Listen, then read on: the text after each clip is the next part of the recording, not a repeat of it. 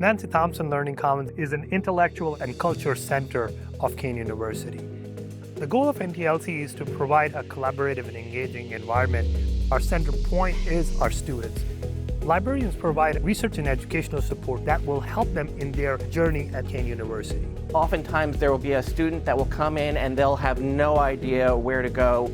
I needed help finding sources for some of my essays. Each one was 10 pages each. Some of them I got stumped on. Together we do the detective work. I try and help students find the perfect resource. Having that human interaction lowered my stress level. It's making me meet those deadlines that I really need to. We are providing students an environment where they're not hesitant to come for support. In addition to traditional library services, what really sets us apart are our learning support services.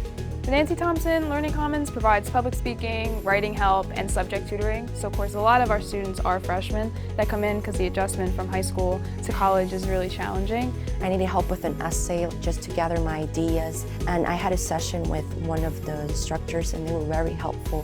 When you feel it in a session that someone got something, it's a really rewarding feeling.